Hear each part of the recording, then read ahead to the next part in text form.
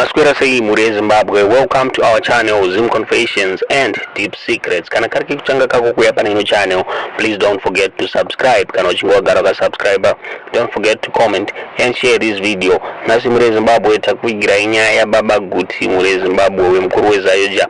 KwaGuti va declare a national hero na President Mnangagwa muri Zimbabwe vapiwa a national hero status muri Zimbabwe. Dofunga murungona video la murkuona hapo President Mnangagwa na mai Mnangagwa pamwechete na Vice President Chiwenga na mai Chiwenga vaenda kunobata maoko. Ndofunga murungona vari kubata maoko kuna KwaGuti pa video rapo muri Zimbabwe.